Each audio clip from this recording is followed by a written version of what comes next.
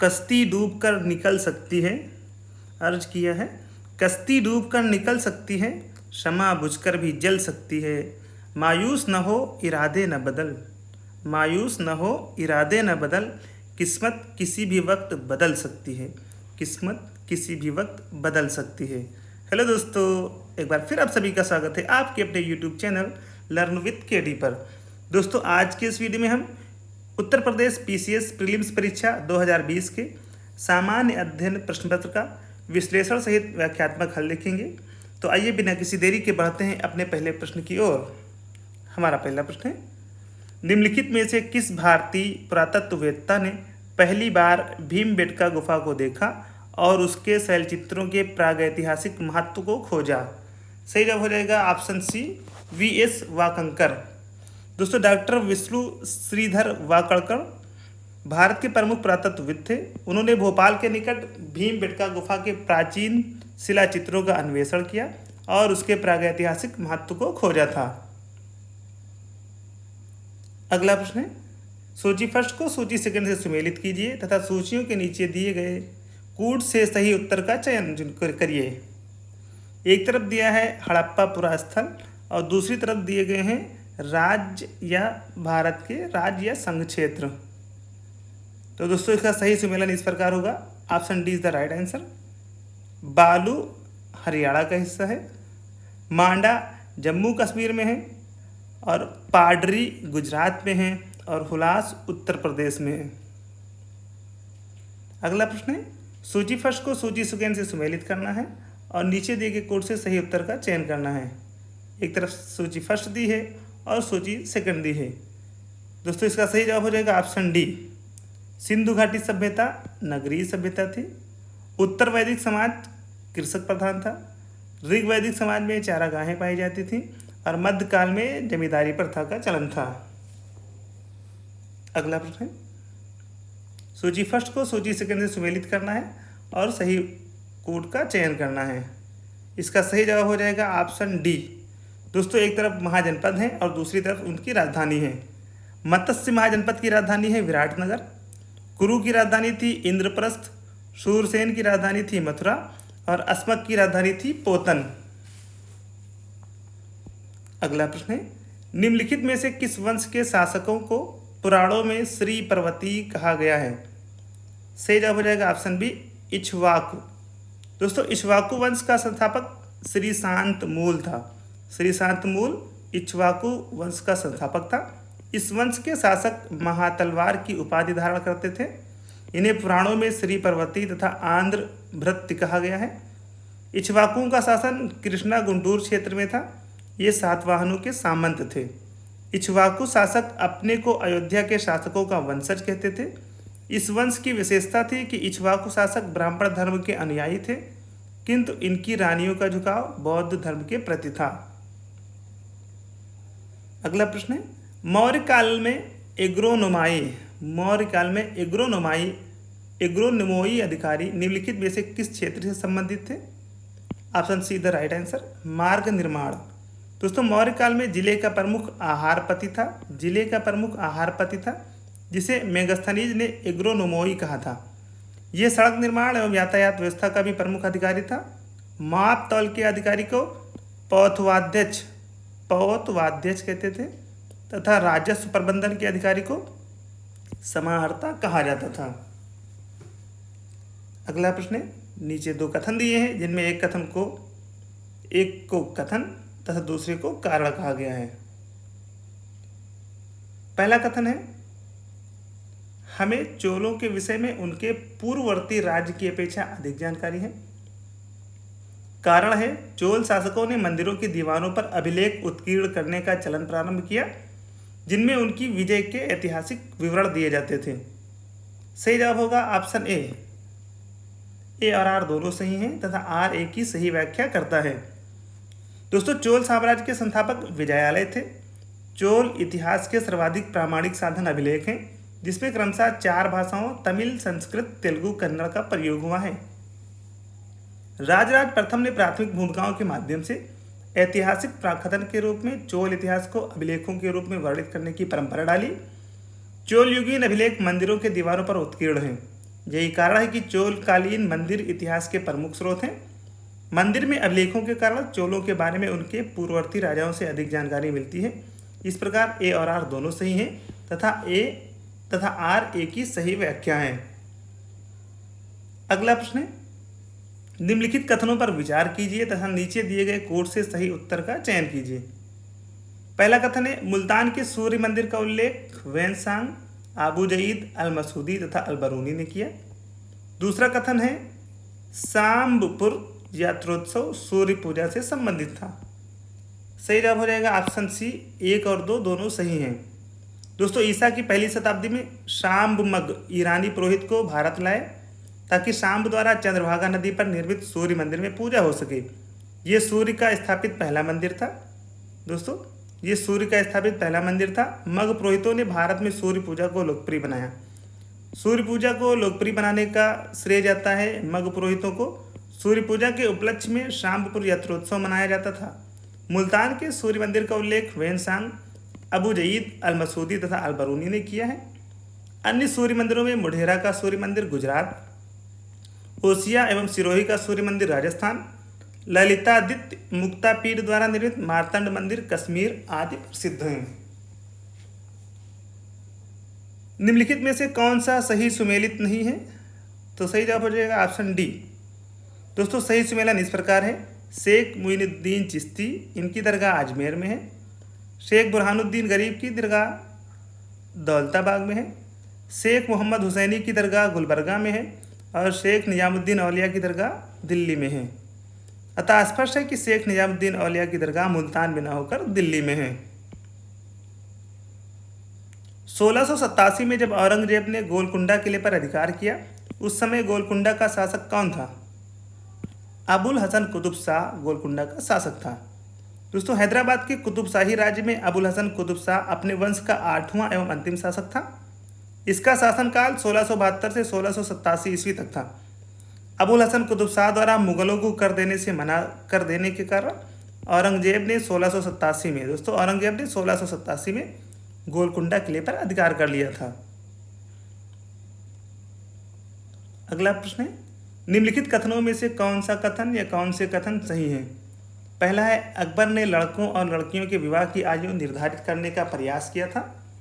दूसरा है, अकबर ने लड़कियों को अभिभावकों के दबाव से अलग स्वयं की इच्छा से विवाह करने की स्वतंत्रता दी थी।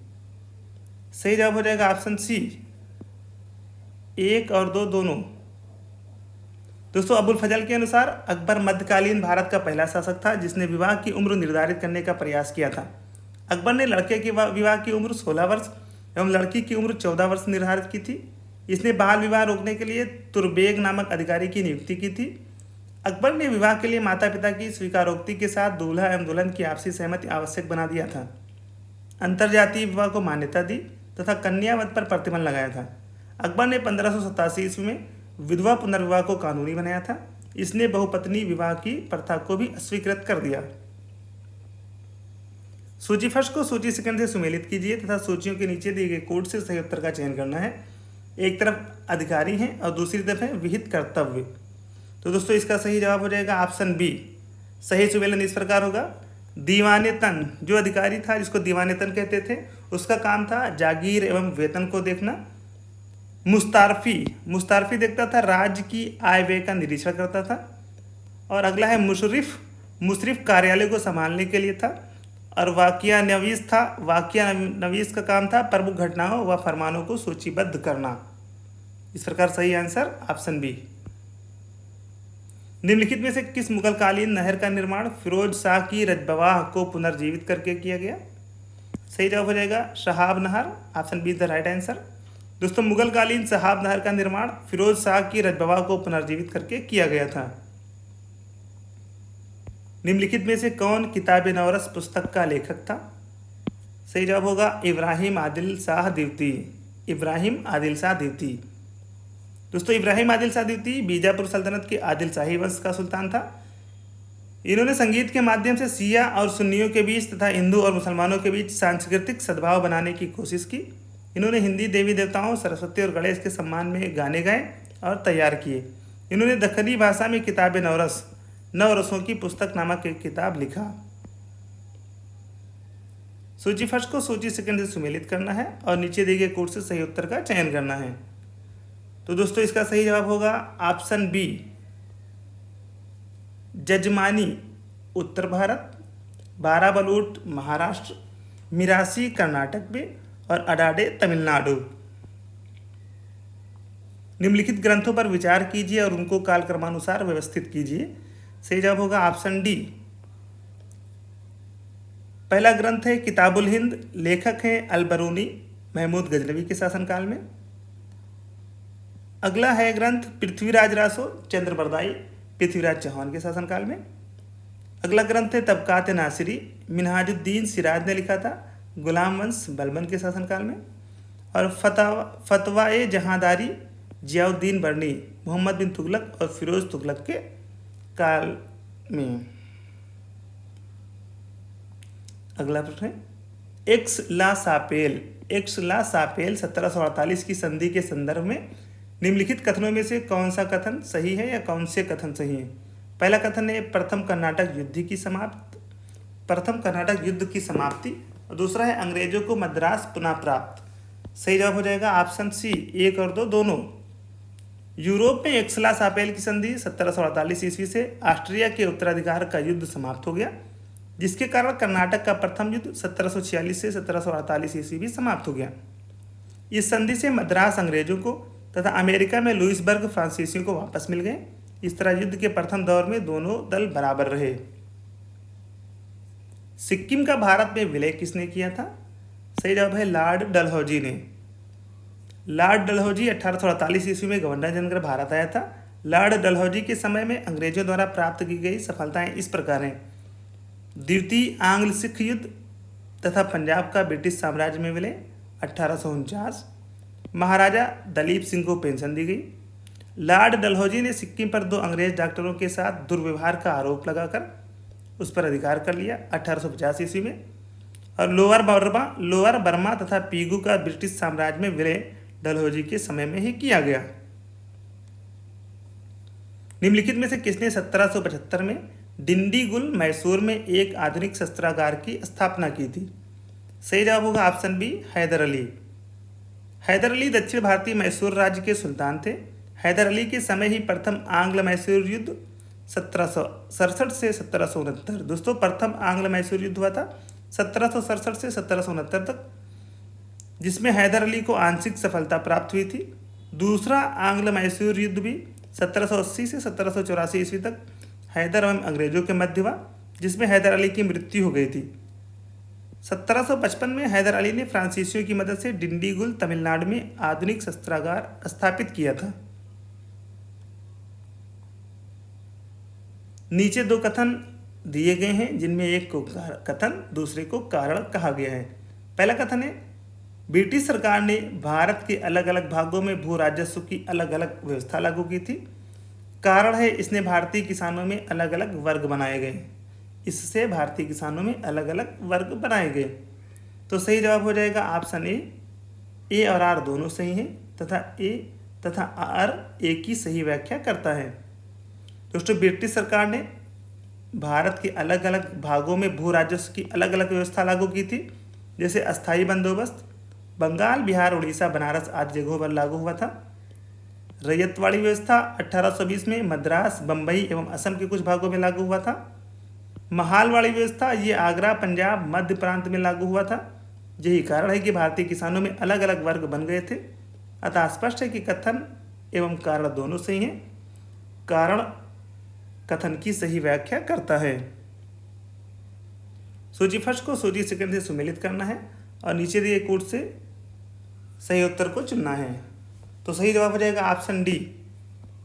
दोस्तों भारतीय शस्त्र अधिनियम 1878 में आया, शाही पद अधिनियम 1876 में और भारतीय विवाह विच्छेद अधिनियम 1869 में और भारतीय उच्च न्यायालय अधिनियम 1861 में पारित हुआ। निम्नलिखित नेताओं में से कौन द्वितीय गोलमेज सम्मेलन में भाग नहीं लिया था। सही जवाब है डॉक्टर राजेंद्र प्रसाद।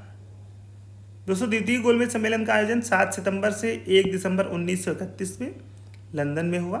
इस सम्मेलन में भाग लेने के लिए गांधी जी एसएस राजपुताना नामक जहाज से 12 सितंबर को इंग्लैंड पहुंचे थे। वे कांग्रेस के एकमात्र प्रतिनिधि थे। इस सम्मेलन में कुल 31 प्रतिनिधियों ने भाग लिया था। कांग्रेस कार्य समिति की एक और सदस्य सरोजनी नायडू भी इसमें भाग लेने गई। इनके साथ एनी बेसेंट भी थी। इन्होंने भारतीय महिलाओं का प्रतिनिधित्व किया था। मदन मोहन मालवीय राष्ट्रवादी दल के प्रतिनिधि के रूप में गए थे। अगला प्रश्न है, सूची फर्स्ट को सूची सेकंड से सुमेलित करना है और सूचियों के नीचे दिए गए कोड से सही उत्तर का चयन करना है। तो सही जवाब हो जाएगा ऑप्शन ए। दोस्तों, the story of my deportation लिखा है लाला लाजपत राय ने। गीता रहस्य की रचना की है बाल गंगाधर तिलक ने। अ नेशन इन मेकिंग के रचयिता हैं सुरेंद्र नाथ बनर्जी और India means freedom Maulana Abul Kalam Azad ने लिखा है। भारत सरकार द्वारा 1919 में ILO के वाशिंगटन सम्मेलन में मजदूरों के प्रतिनिधित्व के रूप में निम्नलिखित में से किसे भेजा गया था? NM जोशी को भेजा गया था। दोस्तों, वर्ष 1919 के अंतर्राष्ट्रीय श्रम संघ के वाशिंगटन सम्मेलन में भारत सरकार द्वारा NM जोशी को मजदूरों के प्रतिनिधि के रूप में भेजा गया था। निम्नलिखित में से कौन सी एक नदी हिमालय पार ट्रांस हिमालय नदी है? सही जवाब हो जाएगा ऑप्शन बी, सतलज नदी। दोस्तों, सतलज उत्तर भारत में बहने वाली एक सदा नीरा नदी है। इस नदी का उद्गम हिमालय पार ट्रांस हिमालय से मानसरोवर के निकट राजस्थान से होता है। इसकी लंबाई 1450 किलोमीटर है। ये नदी भारत में हिमाचल प्रदेश से प्रवेश करती है। हिमाचल प्रदेश में ही इस नदी पर भाखड़ा नागल बांध बनाया गया है। बांध के पीछे एक विशाल जलाशय का निर्माण किया गया है जो गोविंद सागर जलाशय के नाम से जाना जाता है। सतलज नदी पाकिस्तान में चिनाब नदी से मिल जाती है। निम्नलिखित में से कौन सही सुमेलित नहीं है? सही जवाब है ऑप्शन सी। दोस्तों, खस जनजाति का मूल निवास उत्तराखंड हिमाचल प्रदेश में है। अंगामी जनजाति नागालैंड में पाई जाती है। बिरहोर झारखंड में पाई जाने वाली जनजाति है, जबकि टोडा जनजाति तमिलनाडु में निवास करती है। सूची फर्स्ट को सूची सेकंड से सुमेलित करना है तथा सही कोड का चयन करना है। सही जवाब हो जाएगा ऑप्शन ए। दोस्तों, सही सुमेलन इस प्रकार है। साला झील अरुणाचल प्रदेश में स्थित है। साला झील अरुणाचल प्रदेश में स्थित है। और बड़खल झील है हरियाणा में। लोकटक झील मणिपुर में है। काली वेली झील तमिलनाडु में है। निम्नलिखित में से कौन सी भारत की नवीनतम पर्वत श्रेणी है? हिमाद्री श्रेणी। हिमाद्री को महान हिमालय के नाम से भी जाना जाता है। यह श्रेणी ट्रांस हिमालय एवं मध्य हिमालय के बीच स्थित है। विश्व की कुछ सर्वोच्च पर्वत चोटियां इस श्रेणी में स्थित हैं। हिमालय पर्वत श्रेणियां नवीनतम पर्वत श्रेणी के अंतर्गत आती हैं। कश्मीर घाटी स्थित है। पीर पंजाल और हिमाद्री पर्वत श्रेणियों के मध्य। कश्मीर घाटी दक्षिण पश्चिम में पीर पंजाल रेंज और उत्तर पूर्व में मुख्य हिमालय हिमाद्री पर्वत श्रृंखला से घिरी हुई है। यह लगभग 135 किलोमीटर लंबी और 32 किलोमीटर चौड़ा है। यमुना नदी की निम्नलिखित सहायक नदियों के पश्चिम से पूर्व क्रम पर विचार कीजिए। सही जवाब होगा ऑप्शन ए। यमुना नदी यमुनोत्री के निकट बंदरपूछ हिमनद से निकलती है। यमुनोत्री के निकट बंदरपूछ हिमनद से यमुना निकलती है एवं प्रयागराज में गंगा नदी में मिल जाती है। इसकी सहायक नदियों का पश्चिम से पूर्व क्रम इस प्रकार है: चंबल, सिंध, बेतवा, केन। पूरब से पश्चिम की सहायक नदियों का क्रम है हिंडन, रिंद, सेंगर और वरुणा। सूची फर्स्ट को सूची सेकंड से सुमेलित करना है तथा सूचियों के नीचे दिए गए कोड से सही उत्तर का चयन करना है। तो सही जवाब होगा ऑप्शन ए। दोस्तों, एटलस पर्वत है मोरक्को में। किलिमंजारो है तंजानिया में। चिम्ब्रोजो है इक्वेडोर में और पाइरेनीज है फ्रांस स्पेन में। निम्नलिखित जनजातियों में से कौन सा भारत के अंडमान और निकोबार द्वीप समूहों का मूल निवासी नहीं है? Option B is the right answer. Rengma. Bharat के अंडमान निकोबार में जारवा, ओंजे, शोम्पेन, सेंटिनलीज तथा हालचू निकोबारी जनजातियां पाई जाती हैं, जबकि रेंगमा जनजाति नागालैंड में पाई जाती है। नीचे दो कथन दिए गए हैं जिसमें एक को कथन दूसरे को कार्य कहा गया है। कथन है, अहमदाबाद भारत में सूती वस्त्र का सबसे बड़ा केंद्र है। कारण है अहमदाबाद भारत के प्रमुख कपास उत्पादन क्षेत्र में स्थित है, इसलिए इसे कच्चे माल की कोई समस्या नहीं है। तो सही जवाब होगा ऑप्शन डी। ए गलत है किंतु आर सही है। अहमदाबाद सूती वस्त्र उद्योग में मुंबई के बाद दूसरा सबसे बड़ा केंद्र है। महाराष्ट्र में भारत का 38% कपड़ा तथा 30% सूत तैयार किया जाता है। यहाँ कुल 119 मिले हैं। महाराष्ट्र में कुल 119 मिले हैं। मुंबई को सूती वस्त्र का सबसे बड़ा केंद्र होने के कारण कपास का विराट नगर कहते हैं। कपास का विराट नगर कहा जाता है मुंबई को, जबकि अहमदाबाद को भारत का मैनचेस्टर कहते हैं। भारत का मैनचेस्टर अहमदाबाद कहलाता है। गुजरात एवं महाराष्ट्र में आर्द्र जलवायु होने के कारण वस्त्र उद्योग के अनुकूल है। अहमदाबाद भारत के प्रमुख कपास उत्पादक क्षेत्र में स्थित है, इसलिए यहाँ कच्चे माल की कोई समस्या नहीं होती। अतः स्पष्ट है कि कथन ए गलत है, जबकि कारण आर सही है। निम्नलिखित में से कौन सा सही सुमेलित नहीं है? सही जवाब हो जाएगा ऑप्शन सी। 1 और 3 सही सुमेलित नहीं है। दोस्तों, तांबे का उत्खनन राजस्थान की खेतड़ी, झुंझुनू आदि स्थानों से होता है। मैग्नीज का उत्खनन मध्य प्रदेश, महाराष्ट्र तथा ओडिशा से होता है, जबकि चित्रदुर्ग एवं बेल्लारी कर्नाटक से लौह अयस्क का उत्खनन तथा कटनी मध्य प्रदेश, कोरापुट, बोलांगीर ओडिशा से बॉक्साइट का उत्पादन होता है। भीलवाड़ा तांबा उत्खनन के लिए प्रसिद्ध है। निम्नलिखित में से कौन सी महासागरीय धारा हिंद महासागर से संबंधित है? अगुलहास धारा। महासागरीय धाराएं महासागरों में नदी प्रवाह के समान होती हैं। एक निश्चित दिशा में बहुत अधिक दूरी तक महासागरीय जल के एक राशि के प्रवाह को महासागरीय धारा कहते हैं। अगुलहास एक गर्म धारा है जो हिंद महासागर से संबंधित है, जबकि कनारी धारा एवं फ्लोरिडा धारा अटलांटिक महासागर तथा क्यूराइल धारा प्रशांत महासागर की धारा है। सूची फर्स्ट को सूची सेकंड से सम्मिलित करना है तथा सूचियों के नीचे दिए गए कोड से सही उत्तर का चयन करना है। एक तरफ है उष्णकटिबंधीय चक्रवात और दूसरी तरफ है देश। सही जवाब होगा ऑप्शन बी। बैगो है फिलीपींस का, हरिकेन संयुक्त राज्य अमेरिका, टाइफून चीन, विली विलीज ऑस्ट्रेलिया। मलेशिया में किंटा घाटी प्रसिद्ध है। मलेशिया की किंटा घाटी किस लिए प्रसिद्ध है? सही जवाब है टिन उत्पादन के लिए। टिन उत्पादन के लिए मलेशिया की किंटा घाटी प्रसिद्ध है। मलेशिया एशिया महाद्वीप में स्थित है। यह देश रबर उत्पादन में एवं टिन उत्पादन के लिए विश्व प्रसिद्ध है। यहाँ विश्व का 25% टिन का उत्पादन होता है। अधिकांशतः टिन का उत्पादन किंटा घाटी में इपोत और ताइपिंग क्षेत्रों से होता है। निम्नलिखित में से कौन सा एक सही सुमेलित नहीं है? सही जवाब है ऑप्शन सी। दोस्तों, सही सुमेलन इस प्रकार है। कजाकिस्तान में कारागांडा लौह खनिज उत्पादक क्षेत्र है। यूक्रेन में है किरवोई राग, फ्रांस में है नारमंडी और फ्रांस में ही है पायरेनीज। अतः स्पष्ट है कि नारमंडी फ्रांस का क्षेत्र है, न कि जर्मनी का लौह अयस्क क्षेत्र है। अगला प्रश्न है, विश्व के निम्नलिखित प्रदेशों में किसमें खट्टे रसीले फलों का उत्पादन बहुत विकसित है? सही जवाब है ऑप्शन सी, भूमध्य सागरीय प्रदेश। भूमध्य सागर या रोम सागर के आसपास विकसित जलवायु भूमध्य सागरीय जलवायु कही जाती है। इसका विस्तार भूमध्य रेखा के दोनों ओर लगभग 30 डिग्री से 45 डिग्री अक्षांशों के मध्य महाद्वीपों के पश्चिमी भाग पर पाया जाता है। भूमध्य सागरीय जलवायु में जीरोफाइट प्रकार के पौधे अधिक पाए जाते हैं, जबकि भूमध्य सागरीय प्रदेश रसीले फलों के उत्पादन के लिए विश्व प्रसिद्ध है। इसके अंतर्गत संतरा, नींबू, अंगूर, जैतून, अंजीर प्रमुखता से पाए जाने वाले फसल हैं। भूमध्य सागरीय क्षेत्र को विश्व के बागानों की भूमि के नाम से जाना जाता है। दोस्तों, भूमध्य सागरीय क्षेत्र को विश्व के बागानों की भूमि के नाम से जाना जाता है। दक्षिण अफ्रीका का पोस्टमासबुर्ग और उसका समीपवर्ती क्षेत्र निम्नलिखित में से किस खनिज का प्रमुख उत्पादक है? मैग्नीज का उत्पादक है। दोस्तों, दक्षिण अफ्रीका का पोस्टमास्टबुर्ग और उसका समीपवर्ती क्षेत्र मैग्नीज के उत्पादन के लिए जाना जाता है। डार्लिंग श्रृंखला ऑस्ट्रेलिया के निम्नलिखित तटों में से किस पर अवस्थित है?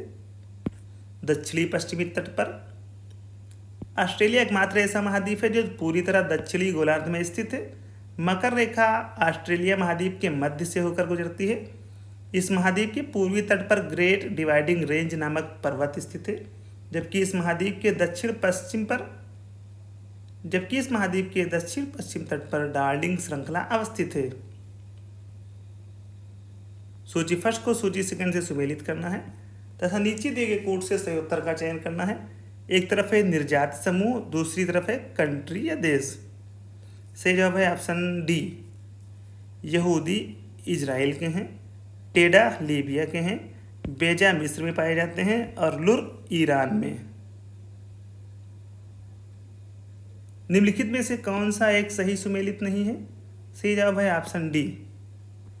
दोस्तों, मोरक्को की राजधानी है रबात, ट्यूनीशिया की है ट्यूनिस, अल्जीरिया की है अल्जीयर्स और केप वर्डे की प्राये। अतः स्पष्ट है कि केप वर्डे की राजधानी प्राये है, जबकि बमाको माली देश की राजधानी है। बमाको माली देश की राजधानी है। निम्नलिखित में से किन देशों से होकर भूमध्य रेखा नहीं गुजरती? सही जवाब है ऑप्शन डी 3 और 4। दोस्तों, भूमध्य रेखा पृथ्वी के बीचों बीच खींची गई एक काल्पनिक रेखा है जो पृथ्वी के 2 समान भागों में बांटती है। भूमध्य रेखा निम्न देशों के होकर गुजरती है: Ecuador, Colombia, Brazil, Sao Tome और प्रिंसिपी, गैबन, कांगो गणराज्य, Zaire, Uganda, Kenya, Somalia, Maldives, Indonesia तथा किरिबाती। अतः स्पष्ट है कि भूमध्य रेखा गिनी और रवांडा से होकर नहीं गुजरती। प्रजनन के प्रतिस्थापन स्तर तक पहुंचने के लिए जनसंख्या की कुल प्रजनन दर TFR क्या होनी चाहिए? सही जवाब होगा ऑप्शन सी 2.1। प्रजनन के प्रतिस्थापन स्तर तक पहुंचने के लिए जनसंख्या की कुल प्रजनन दर 2.1 होनी चाहिए। वर्तमान में भारत की कुल प्रजनन दर 2.3 है। उत्तर प्रदेश के कानपुर और लखनऊ नगर किस भारतीय जनगणना वर्ष में 10 लाख ही बने थे? तो सही जवाब हो जाएगा ऑप्शन सी 1971 और 1981। उत्तर प्रदेश के कानपुर और लखनऊ नगर भारतीय जनगणना वर्ष 1971 और 1981 में 10 लाख ही नगर बने थे। संविधान के किस भाग में पंचायती राज व्यवस्था संबंधी प्रावधान दिए गए हैं? सही जवाब हो जाएगा ऑप्शन ए भाग 9। दोस्तों, भाग 9 में है पंचायतों का विवरण, भाग 9 का में है नगर पालिकाएँ, भाग 6 में राज्यों का वर्णन है, भाग 3 में मौलिक अधिकार का वर्णन है और भाग 4 का मूल कर्तव्य। भाग 4 का में मूल कर्तव्य शामिल हैं, जिन्हें सरदार स्वर्ण सिंह समिति पर लागू किया गया था। सरदार स्वर्ण सिंह समिति की सिफारिश पर। अगला प्रश्न है, भारतीय संघात्मक व्यवस्था में तृतीय तल कब जोड़ा गया? सही जवाब होगा 1992 में।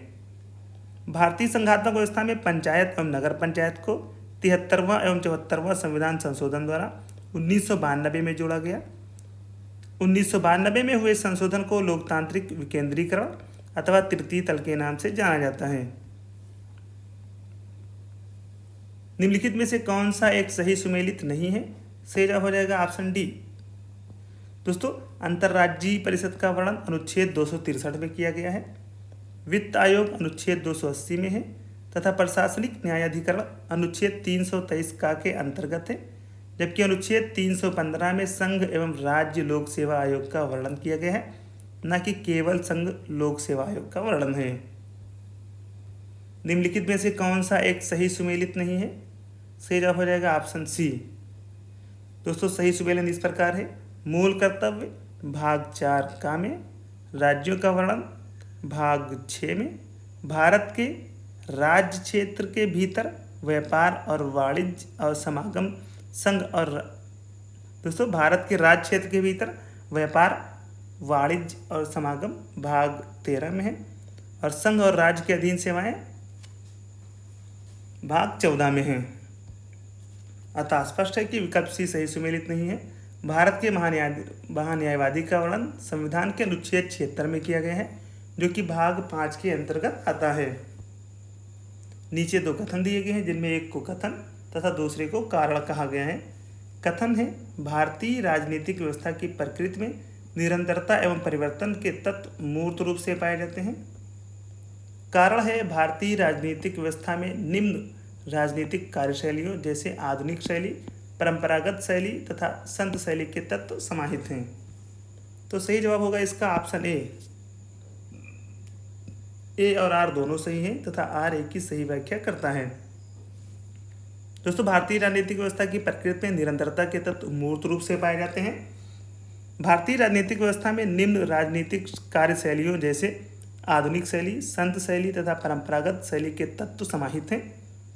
वास्तव में भारतीय राजनीतिक व्यवस्था बहुत प्राचीन है, जैसे वैशाली विश्व का पहला गणतंत्र है। नीचे दो कथन दिए गए हैं, जिनमें एक को कथन दूसरे को कारण कहा गया है। पहला कथन है भारतीय संघात्मक व्यवस्था को अर्ध संघात्मक कहा जाता है। कारण है भारत में एक स्वतंत्र न्यायपालिका है जिसे न्यायिक पुनर्निरीक्षण का अधिकार है। तो सही जवाब हो जाएगा ऑप्शन बी। ए और आर दोनों सही हैं, परंतु आर ए की सही व्याख्या नहीं करता है। दोस्तों, भारतीय संघात्मक व्यवस्था को अर्ध संघात्मक कहा जाता है। भारत का संविधान अमेरिका, स्विट्जरलैंड और ऑस्ट्रेलिया की तरह एक परंपरागत संघीय व्यवस्था से भिन्न संविधान है और इसमें एकात्मक या गैर संघीय विशेषताएं हैं, जैसे केंद्र के पक्ष में शक्ति का संतुलन है। इसलिए केसी वेयर ने भारतीय संविधान को अर्ध संघीय कहा है। भारत में स्वतंत्र न्यायपालिका है जिसे न्यायिक पुनरीक्षण का अधिकार है। अतः स्पष्ट है कि कथन एवं कारण दोनों सही हैं, किंतु कारण कथन की सही व्याख्या नहीं करता है। भारत की संविधान सभा ने निम्नलिखित में से किस तिथि को राष्ट्रध्वज को अपनाया था? सही जवाब रहेगा ऑप्शन सी, 22 जुलाई 1947। दोस्तों, 22 जुलाई 1947 को संविधान सभा के द्वारा राष्ट्रीय ध्वज को अपनाया गया था। इसे अपनाने के बाद 15 अगस्त 1947 को यह भारत का राष्ट्रीय ध्वज बना। निम्नलिखित में से कौन सा संविधान के अनुच्छेद 3 के तहत संसद के एक कानून द्वारा संभव नहीं है? सही जवाब होगा ऑप्शन डी, नए राज्यों का प्रवेश। दोस्तों, भारतीय संविधान के अनुच्छेद 3 के अनुसार संसद विधि के द्वारा किसी राज्य में उसका राज्य क्षेत्र अलग करके अथवा 2 या अधिक राज्यों को या राज्यों के भागों को मिलाकर अथवा किसी राज्य क्षेत्र को किसी राज्य के भाग के साथ मिलाकर नए राज्य का निर्माण कर सकेगी। यह किसी राज्य का क्षेत्र बढ़ा सकेगी या राज्य का क्षेत्र घटा सकेगी या किसी राज्य की सीमाओं में परिवर्तन कर सकेगी या किसी राज्य के नाम में परिवर्तन कर सकेगी, जबकि अनुच्छेद 2 में नए राज्यों का प्रवेश या स्थापना का वर्णन है। भारतीय संविधान के कौन से अनुच्छेद नागरिकता से संबंधित हैं? दोस्तों, अनुच्छेद 5 और 11। अनुच्छेद 5 से 11 संविधान के भाग 2 में अनुच्छेद 5 से 11 तक में नागरिकता के बारे में चर्चा की गई है। इस संबंध में इसमें स्थायी और विस्तृत उपबंध नहीं है। यह सिर्फ उन लोगों की पहचान करता है जो संविधान लागू होने के समय 26 जनवरी 1950 भारत के नागरिक बने। नागरिकता अधिनियम 1955 में पारित किया गया था। निम्नलिखित में से कौन सा एक सही सुमेलित नहीं है? सही जवाब हो जाएगा ऑप्शन डी। दोस्तों, सही सुमेलन इस प्रकार है। अनुच्छेद 39A समान न्याय और निःशुल्क विधिक सहायता का वर्णन करता है। अनुच्छेद 40 में ग्राम पंचायतों का संगठन है। अनुच्छेद 44 में समान नागरिक संहिता का वर्णन है। अनुच्छेद 48 कृषि और पशुपालन का संगठन से संबंधित है और अनुच्छेद 50 है कार्यपालिका से न्यायपालिका का पृथक्करण।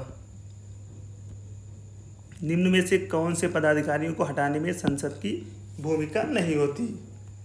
तो दोस्तों, इसका सही जवाब हो जाएगा ऑप्शन डी, केवल 3। दोस्तों, उच्चतम न्यायालय के न्यायाधीश को हटाने की प्रक्रिया का उल्लेख संविधान के अनुच्छेद 124(4) में है, जबकि उच्च न्यायालय के न्यायाधीश को हटाने के लिए अनुच्छेद 217(1) में प्रावधान है। उच्चतम या उच्च न्यायालय के किसी न्यायाधीश को हटाने की प्रक्रिया शुरू करने के लिए प्रस्ताव लोकसभा के कम से कम 100 सदस्यों या राज्यसभा के 50 सदस्यों द्वारा पेश किया जाता है।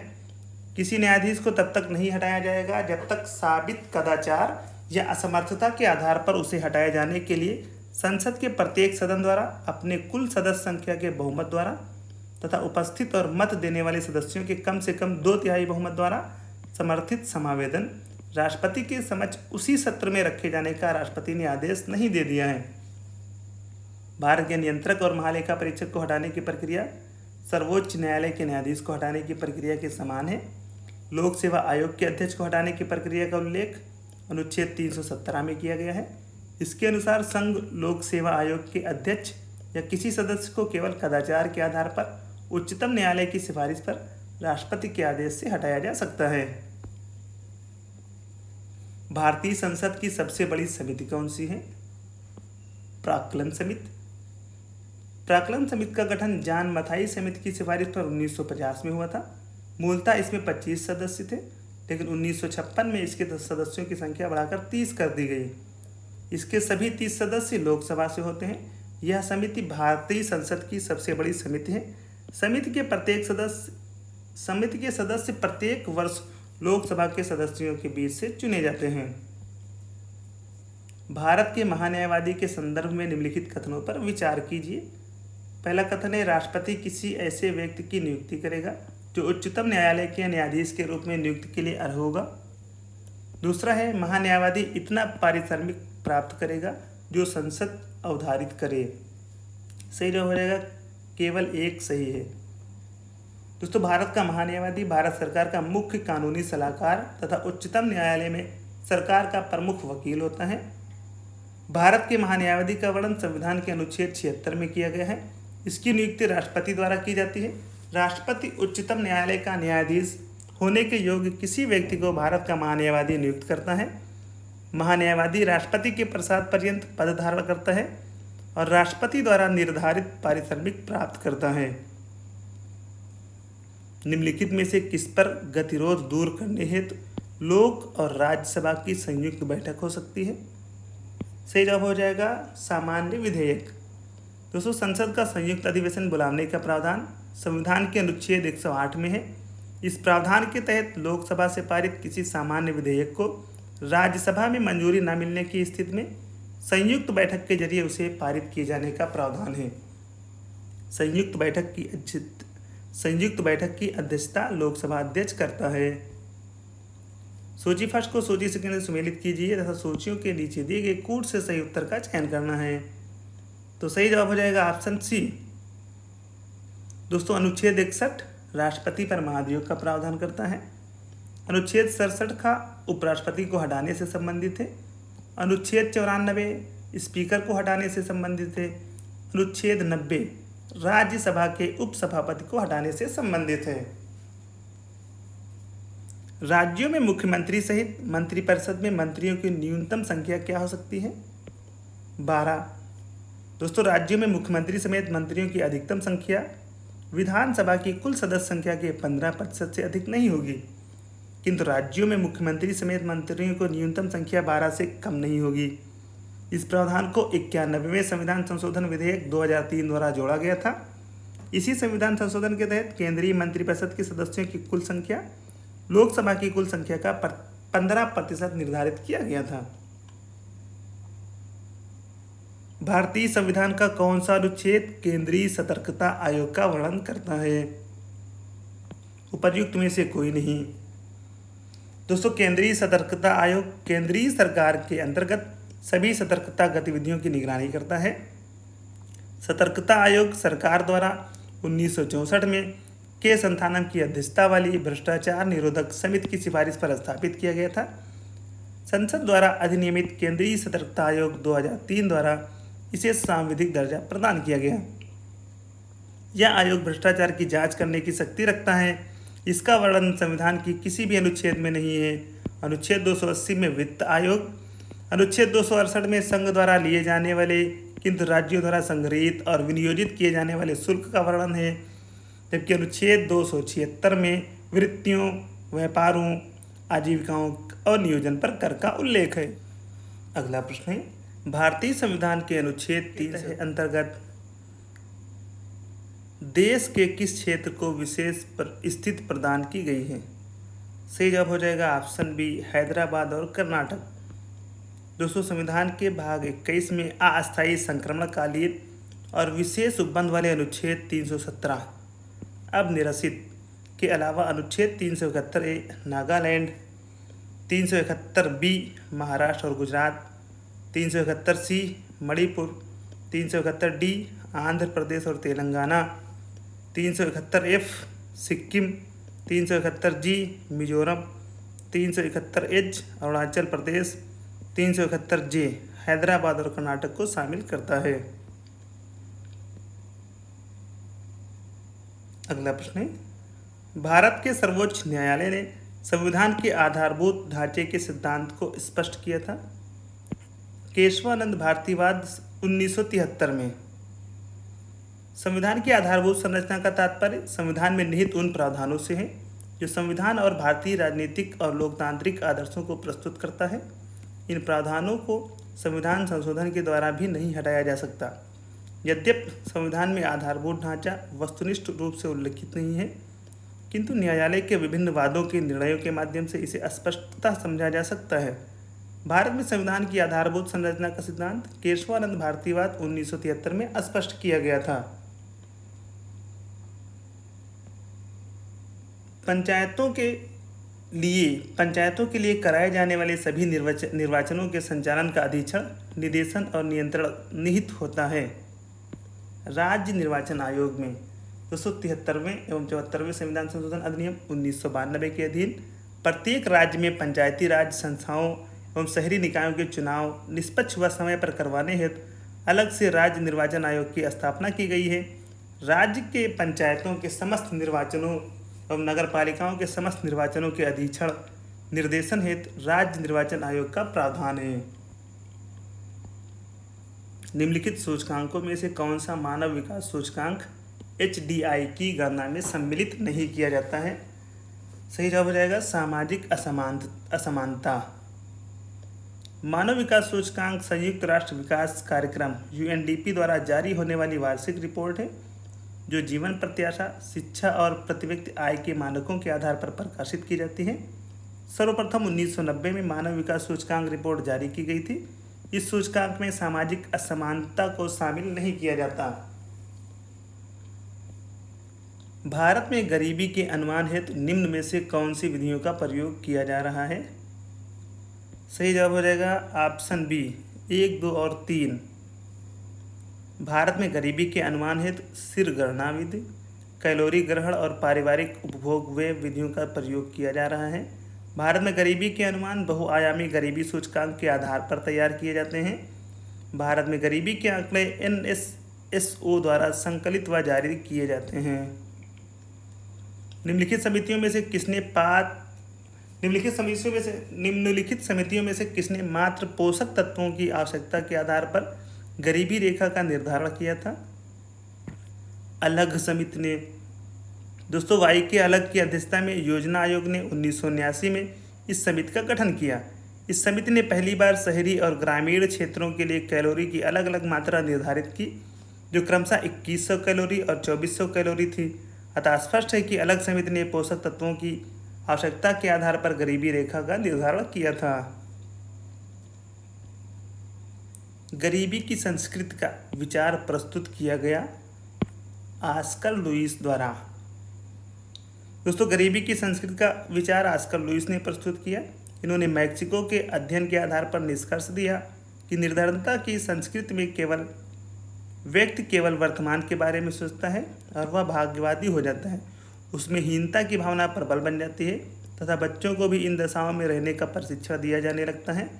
ऑस्कर लुईस अमेरिका के मानवशास्त्री थे।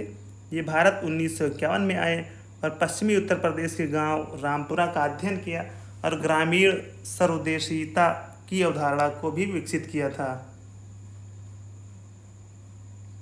अगला प्रश्न है, भारत ने $5 ट्रिलियन अर्थव्यवस्था का लक्ष्य कब तक प्राप्त कर लेने का रखा है? सही जवाब है 2024। भारतीय अर्थव्यवस्था को $5 ट्रिलियन तक पहुंचाने का लक्ष्य 2024 तक रखा गया है। अगला प्रश्न है, केंद्रीय बजट 2020-21 के द्वारा उत्कृष्ट कॉरपोरेट बांड में विदेशी पोर्टफोलियो निवेश की सीमा बढ़ा दी गई है। सही जवाब है ऑप्शन डी 15%। दोस्तों, केंद्रीय बजट 2020-21 के द्वारा उत्कृष्ट कॉरपोरेट बांड में विदेशी पोर्टफोलियो निवेश की सीमा 9% से विकास अन्वेषण और मूल्यांकन कार्यालय, जो दीर्घकालीन नीति का अन्वेषण करता है, निम्नलिखित में से किस कार्यालय के अंतर्गत आता है? सही जवाब हो जाएगा NITI Aayog. Option D the right answer. NITI Aayog का गठन योजना आयोग के स्थान पर 1 जनवरी 2015 को किया गया था। विकास अन्वेषण और मूल्यांकन कार्यालय, जो दीर्घकालिक नीति का अन्वेषण करता है, वह नीति आयोग कार्यालय के अंतर्गत आता है। अगला प्रश्न है, निम्नलिखित में से कौन सा कथन खुदरा व्यापारियों, दुकानदारों और स्वरोजगार वाले व्यक्तियों के लिए राष्ट्रीय पेंशन योजना के बारे में सही नहीं है। प्रश्न कह रहा है कि कौन सा कथन खुदरा व्यापारियों, दुकानदारों और स्वरोजगार वाले व्यक्तियों के लिए राष्ट्रीय पेंशन योजना के बारे में सही नहीं है। सही जवाब हो जाएगा option C. Option C is the right answer. राष्ट्रीय पेंशन योजना के सदस्य इसके पात्र हैं। दोस्तों, भारत सरकार ने व्यापारियों और स्वरोजगार वाले व्यक्तियों के लिए राष्ट्रीय पेंशन योजना की शुरुआत सितंबर 2019 में की थी। इस योजना के अंतर्गत वह व्यापारी या स्वरोजगार वाले व्यक्ति शामिल हैं जिनकी आयु 18 से 40 वर्ष के बीच है। इसमें लाभार्थी की आयु 60 वर्ष होने पर न्यूनतम 3,000 रुपये मासिक पेंशन देने का प्रावधान है। लाभार्थी को आयकरदाता नहीं होना चाहिए तथा उसे राष्ट्रीय पेंशन योजना का सदस्य भी नहीं होना चाहिए। इस योजना के अंतर्गत केंद्र सरकार का मासिक योगदान 50% तथा शेष 50% लाभार्थी द्वारा अंशदान दिया जाएगा। नीचे दो कथन दिए गए हैं जिनमें एक को कथन तथा दूसरे को कारण कहा गया है। कथन है, केंद्रीय बजट 2020-21 में कृषि की आय दोगुनी करने के उद्देश्य के साथ ग्रामीण विकास पर ध्यान केंद्रित किया गया है। कारण है, बजट में घोषित 16 सूत्री कार्यक्रम कृषि, सिंचाई तथा ग्रामीण विकास के चतुर्दिक केंद्रित हैं। सही जवाब हो जाएगा ऑप्शन ए और आर दोनों सही हैं तथा आर ए की सही व्याख्या करता है। दोस्तों, केंद्रीय बजट 2020-21 में कृषि की आय दोगुनी करने के उद्देश्य के साथ ग्रामीण विकास पर ध्यान केंद्रित किया गया है। इस बजट में 16 सूत्री कार्यक्रम कृषि, सिंचाई तथा ग्रामीण विकास के चतुर्दिक केंद्रित हैं। अतः स्पष्ट है कि कथन एवं कारण दोनों सही हैं। अगला प्रश्न है, समन्वित बाल विकास परियोजना के अंतर्गत निम्नलिखित में से कौन सा एक सम्मिलित नहीं है। सही जवाब है ऑप्शन डी, परिवार नियोजन। दोस्तों, समन्वित बाल विकास योजना या एकीकृत बाल विकास योजना 6 वर्ष तक की उम्र के बच्चों, गर्भवती महिलाओं तथा स्तनपान कराने वाली महिलाओं को स्वास्थ्य, पोषण एवं शैक्षणिक सेवाओं का एकीकृत पैकेज प्रदान करने की योजना है। यह परियोजना महिला एवं बाल विकास मंत्रालय के अंतर्गत 1975 में शुरू की गई। इस परियोजना के अंतर्गत पूरक पोषण, स्वास्थ्य जांच, टीकाकरण, पोषण एवं स्वास्थ्य शिक्षा आते हैं। निम्नलिखित घटनाओं पर विचार कीजिए और उन्हें कालक्रमानुसार व्यवस्थित कीजिए। सही जवाब हो जाएगा ऑप्शन ए। दोस्तों, क्षेत्रीय ग्रामीण बैंक की स्थापना 1975 में हुई। नाबार्ड की स्थापना 1982 में। स्वयं सहायता समूह का बैंक लिंकेज कार्यक्रम 1992 में और किसान क्रेडिट कार्ड योजना 1998 में। फायर अलार्म निम्नलिखित में से किसका उपयोग किया जाता है। फोटोसेल का। फायर अलार्म में फोटोसेल का उपयोग किया जाता है। स्वचालित फायर अलार्म सिस्टम का निर्माण दहन से जुड़े पर्यावरणीय बदलावों पर निगरानी रखकर आग की अवांछित मौजूदगी का पता लगाने के लिए किया जाता है। सूची फर्स्ट को सूची सेकंड से सुमेलित करना है तथा कूट से सही उत्तर का चयन करना है। तो सही जवाब हो जाएगा ऑप्शन सी। दोस्तों, एक तरफ धातुएं हैं, दूसरी तरफ उनके गुणधर्म दिए गए हैं। दोस्तों, सोडियम को चाकू से आसानी से काटा जा सकता है। पारा कमरे के ताप पर द्रव, चांदी विद्युत का अच्छा सुचालक, सीसा लेड ऊष्मा का कुचालक है। निम्नलिखित में से कौन सा बहुलक एक थर्मोप्लास्टिक नहीं है। सही जवाब हो जाएगा ऑप्शन बी, न्यूप्रीन। थर्मोप्लास्टिक ऐसा प्लास्टिक पॉलीमर होता है जो तापमान बढ़ने पर अधिक कोमल और तापमान गिरने पर अधिक ठोस हो जाता है। टेफ्लॉन, पॉलीस्टाइरीन और पॉलीथीन थर्मोप्लास्टिक के अंतर्गत आते हैं, जबकि न्यूप्रीन एक विशेष प्रकार का संश्लेषित। निम्नलिखित में से कौन सा कृत्रिम पदार्थ नहीं है। फाइब्रिन। दोस्तों, फाइब्रिन रक्त में प्राकृतिक तरीके से पाया जाने वाला पदार्थ है जो प्लेटलेट्स के साथ मिलकर रक्त स्राव के स्थान पर रक्त का थक्का बनाकर स्राव को रोकता है, जबकि लेक्सान, न्यूप्रीन तथा टेफ्लॉन कृत्रिम पदार्थ हैं। सूची फर्स्ट को सूची सेकंड से सुमेलित करना है तथा कूट से सही उत्तर का चयन करना है। इसका सही जवाब हो जाएगा ऑप्शन सी। दोस्तों, एक तरफ है पदार्थ और दूसरी तरफ उनका प्रयोग है। नीला थोथा, कवकनाशी, इओसिन लाल स्याही, सिल्वर आयोडाइड कृत्रिम वर्षा के लिए, जिंक फास्फाइड कृंतकनाशी। निम्नलिखित में से किस प्राकृतिक पदार्थ में लौह विद्यमान होता है। मायोग्लोबिन में। प्राकृतिक पदार्थ मायोग्लोबिन में आयरन विद्यमान रहता है। कशेरुक प्राणियों में श्वसन क्रिया के अंतर्गत ऑक्सीजन गैस फेफड़ों में प्रवेश करती है। जहाँ ऑक्सीजन का आंशिक दाब तुलनात्मक रूप से अधिक होता है। यहाँ हीमोग्लोबिन ऑक्सीजन से बंधित होकर ऑक्सी हीमोग्लोबिन बनाता है, जो ऊतकों में जाकर इस ऑक्सीजन को मायोग्लोबिन में स्थानांतरित कर देता है। निम्नलिखित में से कौन सा पदार्थ वृक्ष से प्राप्त किया जाता है? हींग। दोस्तों, हींग सौंफ प्रजाति का एक ईरानी मूल का पौधा है। यह पौधे भूमध्य सागर क्षेत्र से लेकर मध्य एशिया तक पाए जाते हैं। भारत में कश्मीर, पंजाब, हिमाचल प्रदेश के कुछ हिस्से में उगाए जाते हैं। इस पौधे के विभिन्न वर्गों के भूमिगत प्रकंदों व ऊपरी जड़ों से रिसने वाले शुष्क वानस्पतिक दूध को हींग के रूप में प्राप्त किया जाता है। जीन के भीतर अनुक्रम आधार में परिवर्तन कहलाता है उत्परिवर्तन। दोस्तों, जीन डीएनए के न्यूक्लियोटाइड का ऐसा अनुक्रम है जिसमें सन्निहित कूटबद्ध सूचनाओं से अंततः प्रोटीन के संश्लेषण का कार्य संपन्न होता है। जीन क्रोमोसोम पर स्थित डीएनए की अति सूक्ष्म रचनाएं हैं जो आनुवांशिक लक्षणों को एक पीढ़ी से दूसरी पीढ़ी में स्थानांतरित करता है। जब किसी जीन के डीएनए में कोई अस्थायी परिवर्तन होता है तो उसे उत्परिवर्तन कहते हैं। मानव शरीर में प्रोटीन का पाचन निम्नलिखित में से किस अंग में प्रारंभ होता है? सही जवाब है ऑप्शन डी। मानव शरीर में प्रोटीन का पाचन अमाशय से शुरू होता है। अमाशय से पेप्सिन नामक एंजाइम ऑक्सिंटिक ग्रंथियों की गैस्ट्रिक चीफ सेल द्वारा स्रावित होता है, जो प्रोटीन के पाचन में सहायक होती है। भोजन का अधिकांश पाचन छोटी आंत में होता है। मानव आहार में पालिश किए हुए चावल के उपयोग से निम्नलिखित रोग हो जाता है। बेरी। दोस्तों, विटामिन B1 का रासायनिक नाम थायमिन है। बेरी विटामिन B1 की कमी से होने वाला कुपोषण जन्य रोग है। विटामिन वर्ग में B1 तंत्रिका शोध अवरोधी होता है और यह उष्णा, चावल, कुटे और कम पालिश किए चावल में पाया जाता है। मशीन से पालिश करने में भूसी के साथ चावल के दाने का परिस्तर और अंकुर भी निकल जाता है और इसी भाग में B1 प्रचुर मात्रा में होता है। अगला प्रश्न है, निम्नलिखित में से कौन सा विटामिन मनुष्य में रक्त के जमने के लिए जिम्मेदार है? सही जवाब हो जाएगा विटामिन के। रक्त का थक्का जमने में प्रोथ्राम्बिन की महत्वपूर्ण भूमिका होती है। विटामिन के में यकृत में प्रोथ्राम्बिन के निर्माण में भाग लेता है। विटामिन के की कमी से रक्त का थक्का नहीं जमता है। विटामिन के का रासायनिक नाम नैप्थोक्विनोन है। विटामिन के वसा में विलेय विटामिन है जो मानव द्वारा कुछ प्रकार के प्रोटीन संश्लेषण के लिए जरूरी है। मानव मस्तिष्क के बारे में निम्नलिखित कथनों पर विचार कीजिए। पहला कथन है, मस्तिष्क हृदय गति को नियंत्रित रखने के लिए उत्तरदायी है। दूसरा, ये शरीर के संतुलन के लिए उत्तरदायी है। दोस्तों, सही जवाब हो जाएगा ऑप्शन सी। 1 और 2 दोनों सही हैं। मस्तिष्क मानव शरीर का केंद्रीय सूचना एवं प्रसारण अंग है और यह आदेश व नियंत्रण तंत्र की तरह कार्य करता है। यह ऐच्छिक गमन, शरीर के संतुलन, प्रमुख अनैच्छिक अंगों के कार्य, तापमान नियंत्रण, भूख एवं प्यास, परिवहन, हृदय गति का नियंत्रण तथा मानव व्यवहार को भी नियंत्रित रखता है।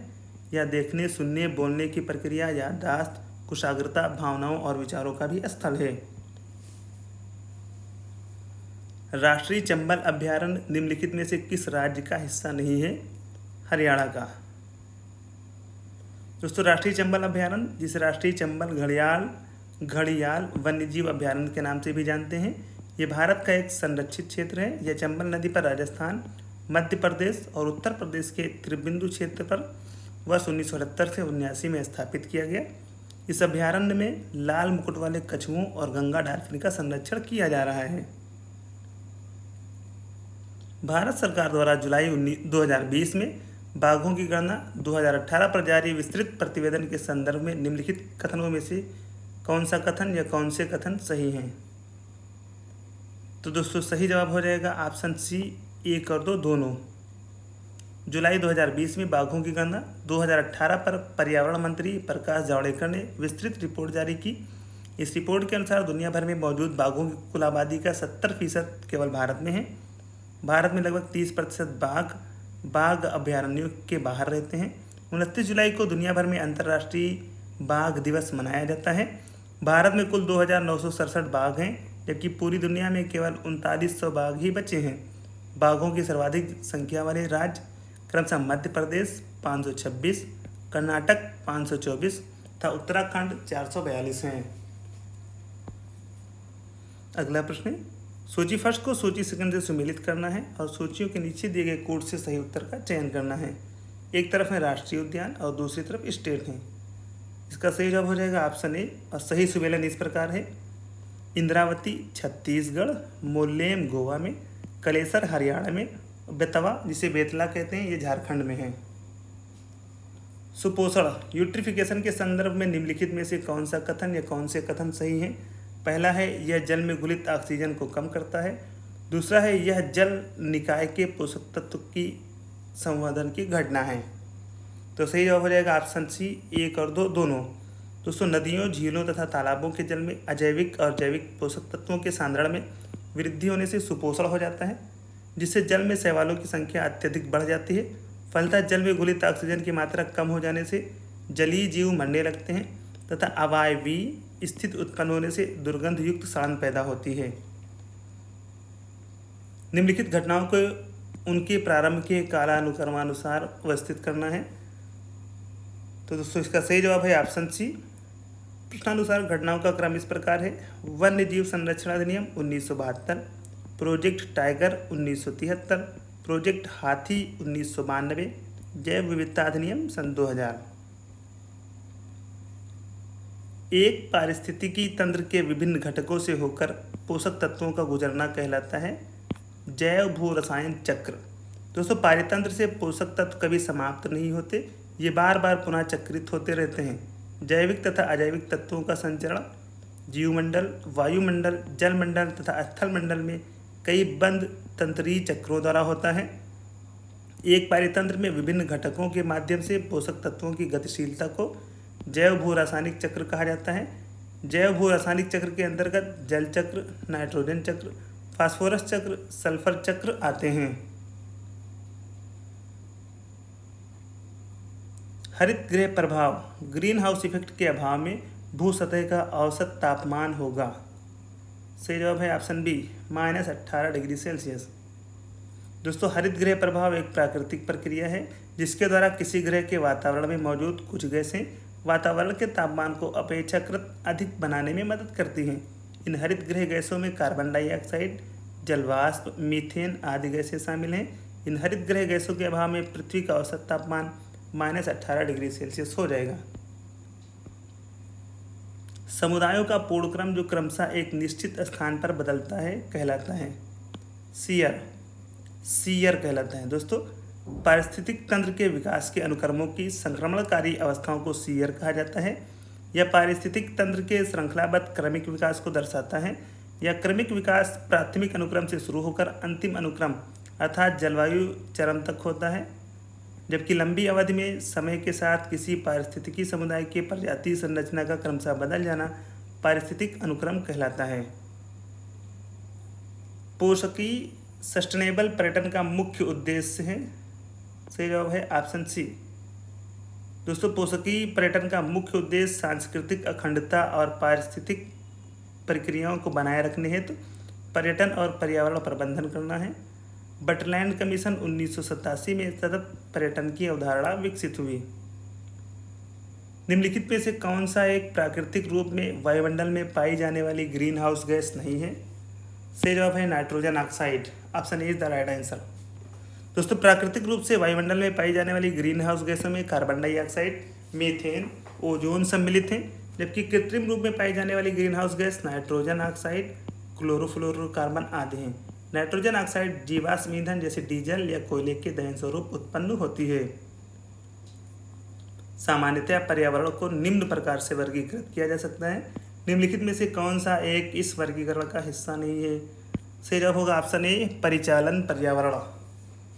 दोस्तों, सामान्यतः पर्यावरण के अंतर्गत भौतिक पर्यावरण, सांस्कृतिक पर्यावरण, जैविकीय पर्यावरण आते हैं, जबकि परिचालन पर्यावरण को इसके अंतर्गत वर्गीकृत नहीं किया जाता। पारिस्थितिकी संक्रमण अवधारणा का सर्वप्रथम प्रयोग किया गया बेनेट द्वारा। दोस्तों, पारिस्थितिक संक्रमण की अवधारणा का सर्वप्रथम प्रयोग बेनेट द्वारा किया गया। वास्तव में पारिस्थितिकी संक्रमण इकोटोन दो बायोमों के बीच के संक्रमण क्षेत्र को कहते हैं, जहां दो समुदाय मिलते हैं और एकीकृत विकास करते हैं। निम्नलिखित में से कौन सा वैश्विक ताप वृद्धि ग्लोबल वार्मिंग का प्रभाव है? दोस्तों सही जवाब हो जाएगा ऑप्शन डी, 1, 2 और 3, 4 सभी। दोस्तों वर्तमान में मानवीय गतिविधियों के कारण उत्पन्न ग्रीन हाउस गैसों में वृद्धि के प्रभाव स्वरूप पृथ्वी के दीर्घकालिक औसत तापमान में हुई वृद्धि को वैश्विक तापमान कहा जाता है। वैश्विक तापमान के प्रभाव निम्नलिखित हो सकते हैं: समुद्र जल स्तर का बढ़ना, हिमनद का पिघलना, बीमारियों का फैलना, प्रवाल भित्ति का विरंजन होना, नदियों में बाढ़, वर्षा प्रतिरूप में परिवर्तन, प्रवसन में वृद्धि। निम्नलिखित घटनाओं को कालानुक्रमिक क्रम में व्यवस्थित कीजिए तथा नीचे दिए गए कोड से सही उत्तर का चयन करना है। सही जवाब होगा इसका ऑप्शन बी। दोस्तों the limit to growth report का प्रकाशन 1972 में हुआ। ब्रटलैंड आयोग रिपोर्ट का प्रकाशन 1987 में हुआ था। मॉन्ट्रियल प्रोटोकॉल का प्रवर्तन 1989 में और रियो पृथ्वी शिखर सम्मेलन 1992 में हुआ था। वर्ष 1987 में संयुक्त राष्ट्र में पर्यावरण से संबंधित एक प्रतिवेदन की प्रस्तुति के उपरांत धारणीय विकास सस्टेनेबल डेवलपमेंट पर चर्चा हुई। यह प्रतिवेदन था our common future. Option B is the right answer. दोस्तों सतत विकास की अवधारणा का प्रतिपादन 1987 में ब्रटलैंड आयोग ने किया। ब्रटलैंड आयोग द्वारा जारी पत्र हमारा साझा भविष्य आवर कॉमन फ्यूचर में पहली बार सतत विकास शब्द का प्रयोग किया गया। सतत विकास की अवधारणा के तहत वर्तमान पीढ़ी अपने विकास के लिए प्राकृतिक संसाधनों का उपयोग करती है। प्राकृतिक संसाधनों का उपयोग इस प्रकार करती है कि उनका न्यूनतम क्षरण हो और भावी पीढ़ियां प्राकृतिक संसाधनों से वंचित न हों। अतः सतत विकास के तहत पर्यावरण एवं पारिस्थितिकी को संरक्षित रखते हुए विकास किया जाता है। वर्ष 1962 में प्रकाशित पुस्तक साइलेंट स्प्रिंग जिसे विश्व के पर्यावरणीय आंदोलन को गति मिली के लेखक हैं। प्रश्न कह रहा है कि 1962 में प्रकाशित साइलेंट स्प्रिंग के लेखक कौन हैं? सही जवाब हो जाएगा option C, Rachel Carson. Silent spring की लेखिका रेचल कार्सन थी। यह पुस्तक 27 सितंबर 1962 को प्रकाशित हुई थी। यह पेस्टिसाइड के दुष्प्रभाव पर आधारित थे। रेचल कार्सन एक अमेरिकी पर्यावरणविद थी। निम्नलिखित में से कौन सा एक वन्य प्राणियों के विलुप्तीकरण का प्रमुख कारण नहीं है? सही जवाब है ऑप्शन डी, जनसंख्या की तीव्र वृद्धि। दोस्तों वन्य प्राणियों के विलुप्तीकरण का प्रमुख कारण प्राकृतिक आवासों का नष्ट होना, जंगलों में आग तथा वन्य प्राणियों का अवैध व्यापार है, जबकि जनसंख्या में तीव्र वृद्धि इसके प्रमुख कारणों में शामिल नहीं है। उत्तर प्रदेश के निम्नलिखित नगरों में से कौन से विरासत शहर विकास और वृद्धि योजना हृदय के अंतर्गत शामिल किए गए हैं? सही जवाब हो जाएगा ऑप्शन सी, 1 और 2। दोस्तों केंद्र सरकार के शहरी विकास मंत्रालय द्वारा national heritage city development and augmentation योजना हृदय की शुरुआत 21 जनवरी 2015 को की गई। इस योजना का लक्ष्य देश भर में मौजूद ऐतिहासिक इमारतों का संरक्षण तथा उनका पुनरुद्धार आदि करना है। इस योजना के तहत 12 शहरों का चयन किया गया था। इनमें अजमेर, अमरावती, अमृतसर, बादामी, द्वारका, गया, कांचीपुरम, मथुरा, वाराणसी, पुरी, वेलकन्नी और वारंगल की ऐतिहासिक इमारतों का पुनरुद्धार किया जाएगा। उत्तर प्रदेश में बायोटेक्नोलॉजी पार्क कहाँ स्थित है? सही जवाब है लखनऊ। उत्तर प्रदेश में बायोटेक्नोलॉजी पार्क लखनऊ में स्थित है। यह उत्तर प्रदेश का एकमात्र कार्यात्मक जैव प्रौद्योगिकी पार्क है जो उत्तर प्रदेश में राज्य को फसलों की खेती के तरीके के रूप में जैव प्रौद्योगिकी लाने, स्वस्थ जीवन जीने और जैव प्रौद्योगिकी के उद्योग को बढ़ावा देने की कौशल को समृद्ध करने के लिए सेवा प्रदान करता है। उत्तर प्रदेश के कुल ऐसे शहर जो स्मार्ट सिटी योजना से आच्छादित हैं 10। दोस्तों स्मार्ट सिटी मिशन 25 जून 2015 को शुरू किया गया। इस मिशन का उद्देश्य भारत के शहरों में आधारभूत संरचना का विकास करना तथा मूलभूत सुविधाएं उपलब्ध कराना है। इस मिशन के तहत अखिल भारतीय प्रतियोगिता के 4 राउंड के जरिए 100 स्मार्ट शहरों का चयन किया गया। इनमें उत्तर प्रदेश के 10 शहर लखनऊ, इलाहाबाद, मुरादाबाद, सहारनपुर, गाजियाबाद, आगरा, झांसी, वाराणसी, बरेली, कानपुर शामिल हैं। निम्नलिखित में से किसने ग्लोबल वैक्सीन सम्मेलन की 4 जून 2020 को मेजबानी की थी? यूनाइटेड किंगडम ने। दोस्तों ग्लोबल वैक्सीन सम्मेलन का आयोजन 4 जून 2020 को यूनाइटेड किंगडम में आयोजित किया गया। यह सम्मेलन वर्चुअली आयोजित किया गया। इसमें 50 से अधिक देशों ने भाग लिया था। इस सम्मेलन की मेजबानी यूनाइटेड किंगडम ने की थी। रक्षा मंत्रालय भारत सरकार द्वारा अगस्त 2020 में प्रारंभ किया गया सार्थक निम्नलिखित में से किससे संबंधित है? सही जवाब है अपतटीय गश्ती जहाज। अपतटीय गश्ती जहाज। सार्थक एक अपतटीय गश्ती जहाज है। इसका रक्षा मंत्रालय भारत सरकार द्वारा अगस्त 2020 में शुभारंभ किया गया था। इसका निर्माण गोवा शिपयार्ड लिमिटेड द्वारा किया गया है। निम्नलिखित में से किस राज्य सरकार ने पशु किसान क्रेडिट कार्ड योजना का प्रारंभ वर्ष 2020 में किया है? हरियाणा सरकार ने। हरियाणा सरकार द्वारा पशु किसान क्रेडिट कार्ड योजना 2020 में शुरू की गई। इसके तहत पशुपालकों को पशुओं के रखरखाव के लिए कर्ज के रूप में अधिकतम 3 लाख की सहायता दी जा रही है। ये सहायता राशि भैंस, गाय, भेड़, बकरी, सुअर और मुर्गी इत्यादि के लिए मिलेगा। 27 जुलाई 2020 को भारत के प्रधानमंत्री ने निम्नलिखित में से किस स्थान पर कोविड-19 परीक्षण के लिए 3 नई भारतीय चिकित्सा अनुसंधान परिषद ICMR उच्च श्रेणी परीक्षण प्रयोगशालाओं का वस्तुतः उद्घाटन किया? सही जवाब हो जाएगा ऑप्शन बी, कोलकाता, नोएडा, मुंबई। 27 जुलाई 2020 को प्रधानमंत्री नरेंद्र मोदी ने कोविड-19 परीक्षण के लिए उच्च श्रेणी परीक्षण प्रयोगशाला का उद्घाटन वीडियो कॉन्फ्रेंसिंग के माध्यम से किया था। ये प्रयोगशालाएं भारतीय आयुर्विज्ञान अनुसंधान परिषद ICMR के अंतर्गत नोएडा, मुंबई और कोलकाता में स्थित हैं।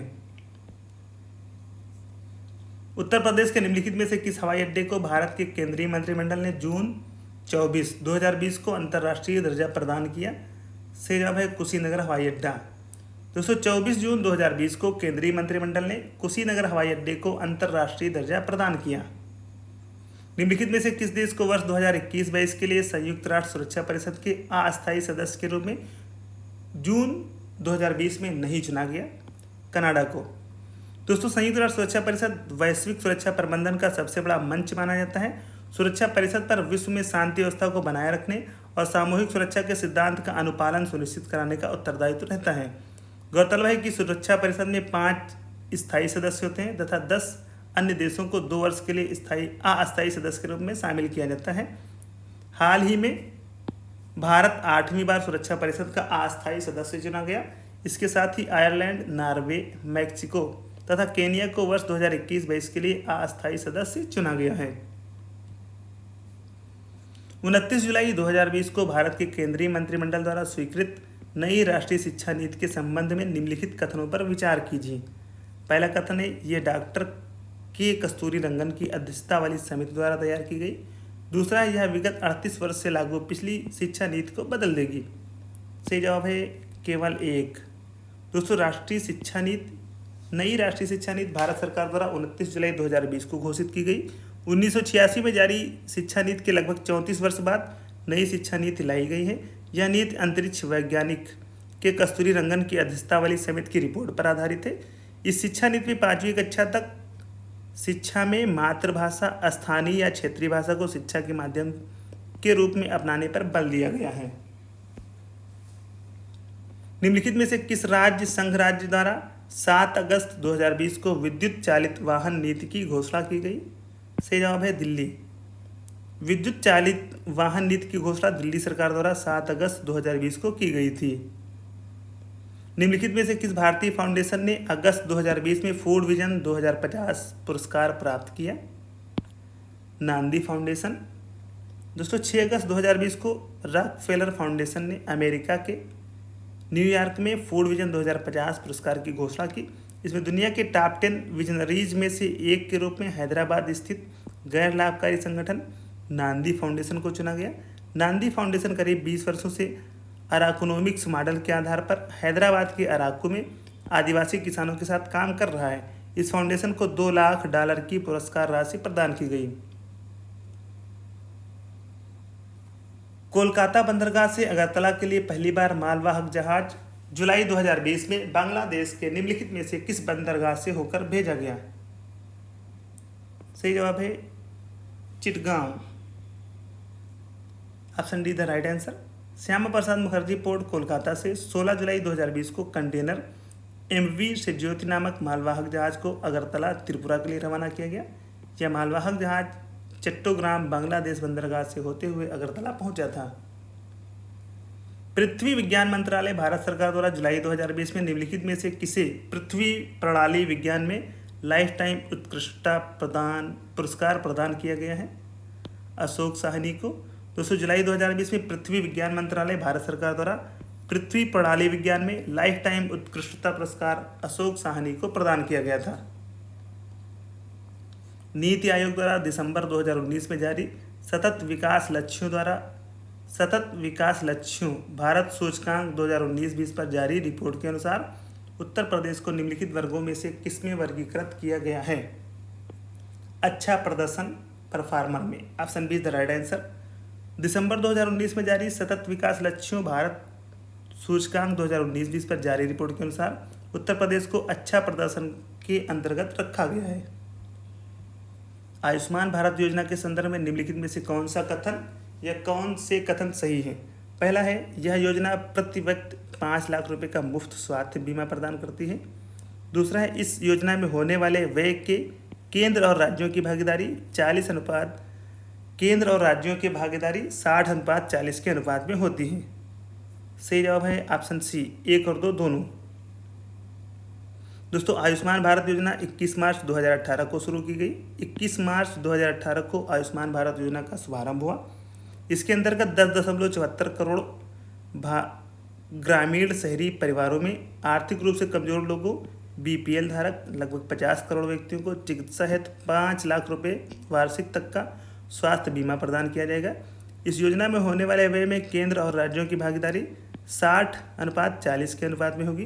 पहाड़ी तथा पूर्वोत्तर राज्यों के लिए यह अनुमान 90/10 का है।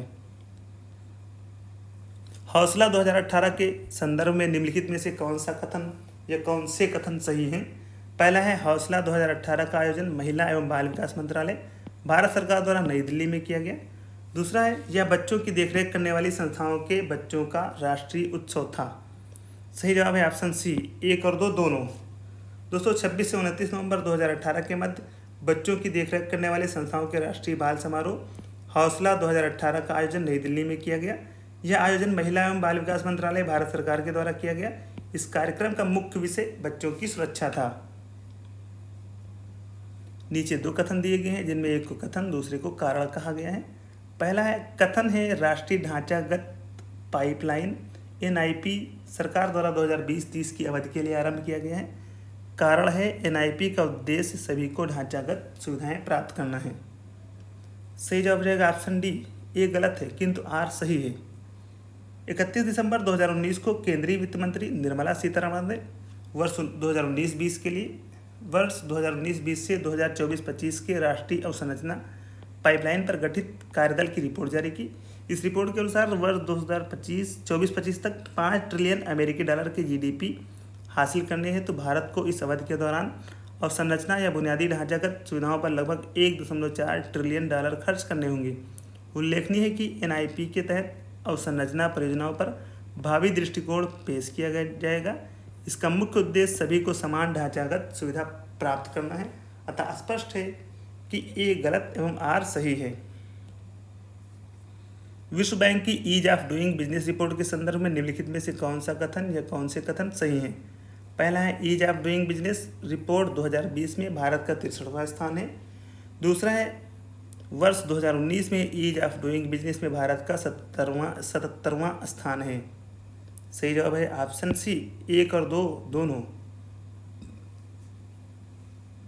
Ease of doing business report विश्व बैंक द्वारा जारी की जाती है, जिसका मतलब होता है किसी भी देश में बिजनेस शुरू करने और उसको चलाने में कितनी आसानी है। हाल ही में विश्व बैंक द्वारा जारी ease of doing business report 2020 में भारत की रैंकिंग 63वीं है, जबकि पिछले वर्ष 2019 में भारत की रैंकिंग 77वीं थी। 2021 से ease of doing business report का प्रकाशन बंद कर दिया गया है। सूची फर्स्ट को सूची सेकंड से सुमेलित कीजिए तथा सूचियों को नीचे दिए गए कोड से सही उत्तर का चयन करना है।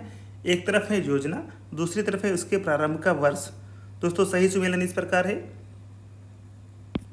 PM जन आरोग्य अभियान 2018, PM वय वंदन योजना 2017, PM रोजगार प्रोत्साहन योजना 2016 और स्वच्छ भारत अभियान 2014 से प्रारंभ हुआ। निधि कार्यक्रम के संदर्भ में निम्न में से कौन सा या कौन से कथन सही हैं? पहला कथन है, निधि कार्यक्रम छात्रों के लिए स्टार्टअप हेतु प्रारंभ किया गया। इसका उद्देश्य 20 छात्रों के स्टार्टअप हेतु प्रतिवर्ष वित्तीय सहायता प्रदान करना है। तो सही जवाब हो जाएगा ऑप्शन सी, 1 और 2 दोनों। दोस्तों, NIDHI national initiative for developing and harnessing innovation कार्यक्रम विज्ञान और प्रौद्योगिकी विभाग द्वारा शुरू किया गया था। यह कार्यक्रम छात्रों के लिए स्टार्टअप हेतु प्रारंभ किया गया था। इसका उद्देश्य 20 छात्रों को स्टार्टअप हेतु प्रतिवर्ष वित्तीय सहायता प्रदान करना है। कौशल भारत अभियान के संदर्भ में निम्नलिखित में से कौन से कथन सही हैं? पहला है, कौशल भारत अभियान की शुरुआत प्रधानमंत्री ने जुलाई 2015 में की थी। दूसरा है, इस अभियान का मुख्य उद्देश्य भारत के युवाओं को सूचना तकनीक में प्रशिक्षित करना है। सही जवाब है केवल 1। प्रधानमंत्री नरेंद्र मोदी द्वारा कौशल भारत अभियान की शुरुआत नई दिल्ली से 15 जुलाई 2015 को की गई थी। इस योजना का मुख्य उद्देश्य भारत के युवाओं को विभिन्न क्षेत्रों में प्रशिक्षित करके उनकी कार्यक्षमता को बढ़ाना है। केवल सूचना तकनीक में प्रशिक्षण देने की बात नहीं की गई, इसलिए कथन 2 सही नहीं है। राष्ट्रीय स्वच्छ वायु कार्यक्रम केंद्र सरकार द्वारा किस वर्ष प्रारंभ किया गया? 2019 में। राष्ट्रीय स्वच्छ वायु कार्यक्रम केंद्रीय वन एवं पर्यावरण मंत्रालय द्वारा 10 जनवरी 2019 को शुरू किया गया।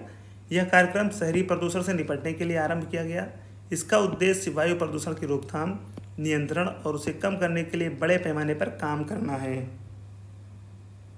अटल नवोन्मेष मिशन AIM किस विभाग की प्रमुख पहल है? नीति आयोग की। अटल नवोन्मेष मिशन AIM देश में नवोन्मेष तथा उद्यमशीलता को बढ़ावा देने के लिए नीति आयोग की एक महत्वपूर्ण पहल है। इसका उद्देश्य देश में इनोवेशन के लिए उपयुक्त माहौल का निर्माण करना है। अटल इनोवेशन के 2 अन्य अनुभाग अटल टिंकरिंग लैब और अटल इंक्यूबेशन सेंटर हैं। भारत में अगस्त 2020 में निम्नलिखित स्थानों में से कहां पर रेल संग्रहालय राष्ट्र को समर्पित किया गया? हुब्बली में। दोस्तों, 9 अगस्त 2020 को वीडियो कॉन्फ्रेंसिंग के माध्यम से हुब्बली कर्नाटक में स्थापित रेल संग्रहालय राष्ट्र को समर्पित किया गया। यह दक्षिण पश्चिम रेलवे का दूसरा प्रथम मैसूर रेल संग्रहालय हो गया। जुलाई 2020 में निम्नलिखित में से कौन सा मंगल मिशन का प्रक्षेपण करने वाला पहला अरब राष्ट्र हुआ? सही जवाब है ऑप्शन सी, संयुक्त अरब अमीरात। संयुक्त अरब अमीरात ने जापान के सहयोग से अपना पहला मंगल मिशन 20 जुलाई 2020 को प्रारंभ किया। संयुक्त अरब अमीरात पहला अरब राष्ट्र है जिसने मंगल मिशन होप को प्रारंभ किया। होप उपग्रह मंगल की कक्षा में फरवरी 2021 में पहुंचा। भारत के निम्नलिखित पड़ोसी देशों में किसने जुलाई 2020 में सोशल मीडिया के लिए मुफ्त इंटरनेट सेवा पर प्रतिबंध लगाया है? बांग्लादेश ने।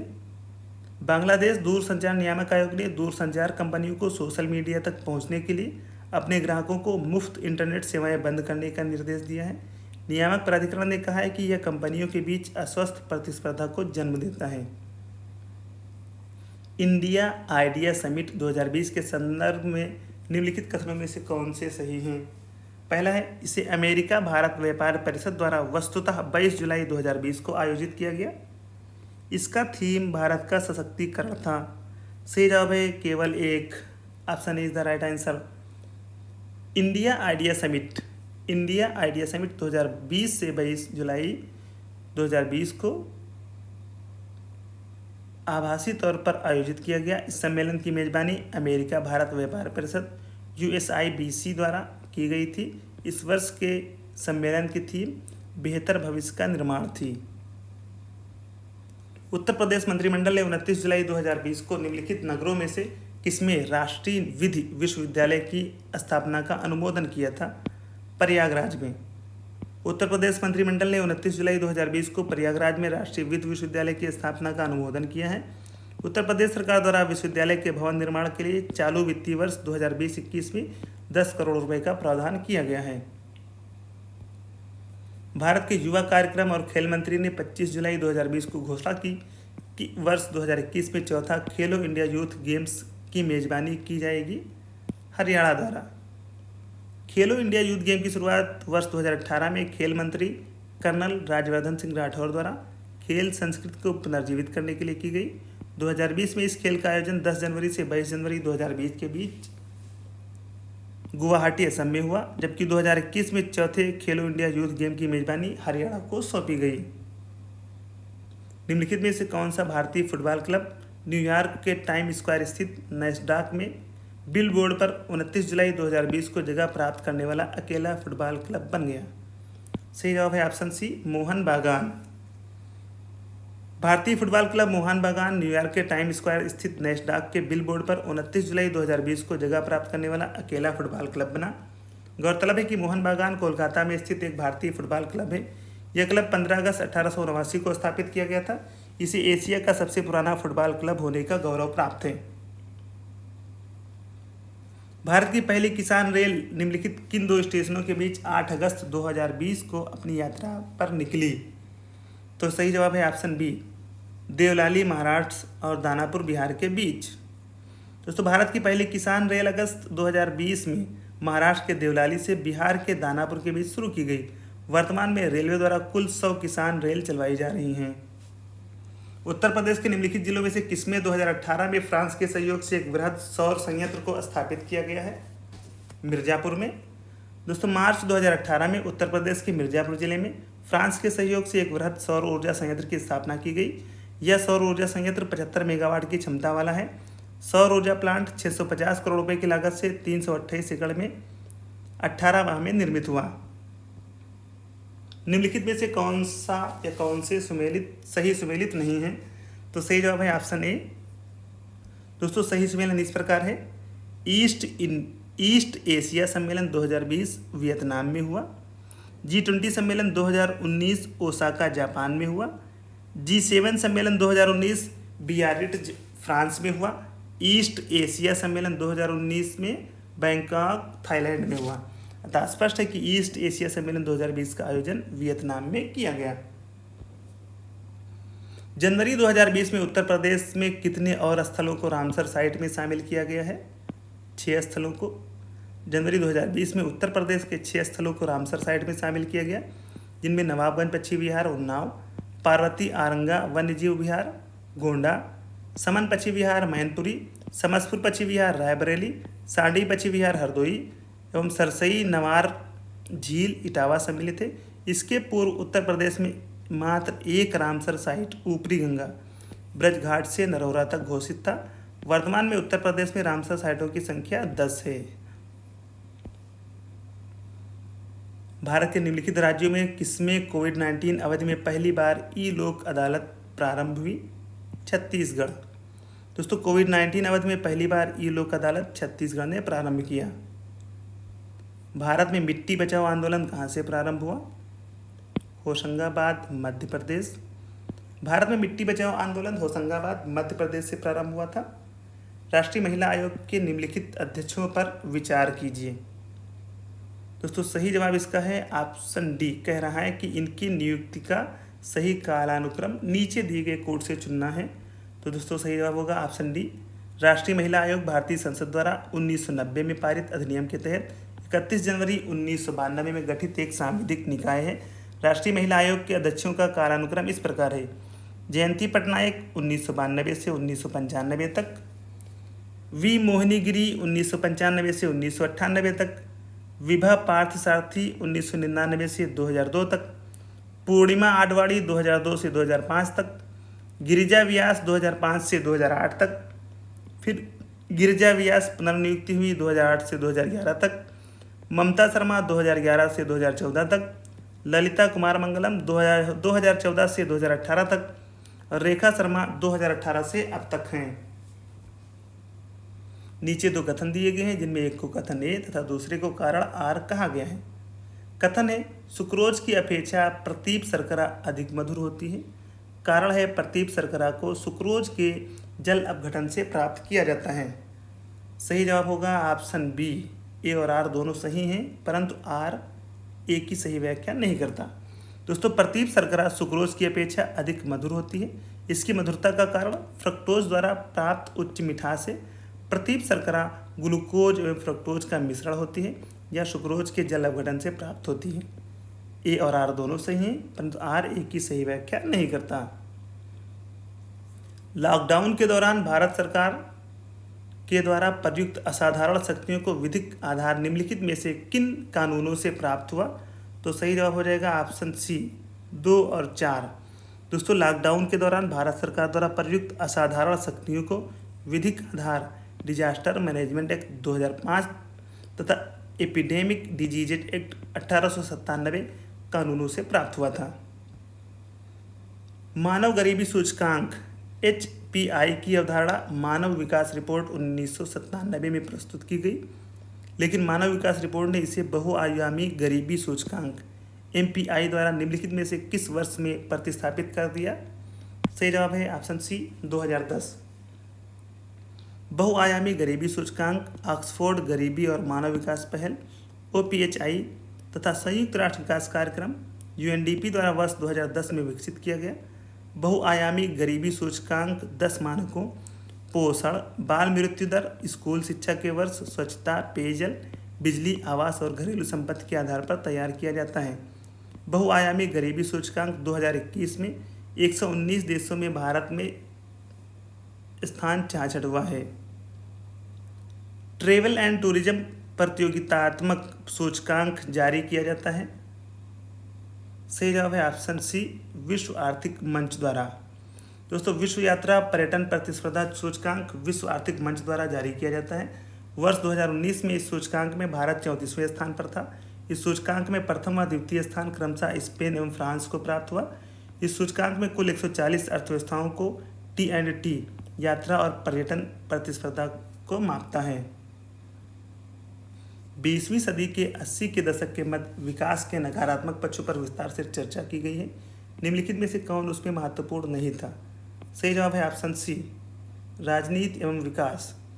दोस्तों, 20वीं सदी के 80 के दशक के मध्य विकास के नकारात्मक पक्षों पर विस्तार से चर्चा की गई है।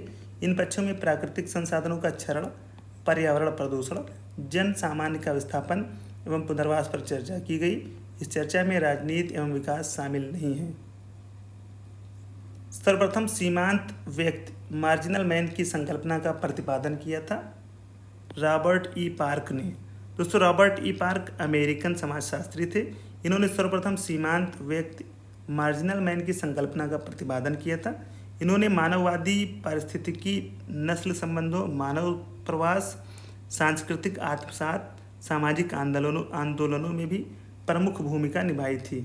तो दोस्तों, ये था हमारा PCS 2020 का प्रश्न पत्र सामान्य अध्ययन का।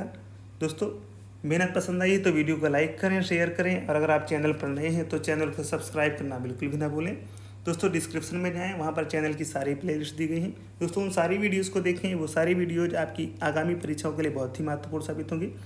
दोस्तों, कमेंट बॉक्स में हमें ज़रूर बताएं कि आपको वीडियो कैसी लगी। दोस्तों, ये बात भी बताएं कि आपको किस टॉपिक पर वीडियो चाहिए, ताकि हमारी टीम उस टॉपिक पर आपके लिए वीडियो लेकर आ सके। दोस्तों, आज की इस वीडियो में बस इतना ही। जल्दी आपसे मुलाकात होगी एक नई वीडियो के साथ। धन्यवाद।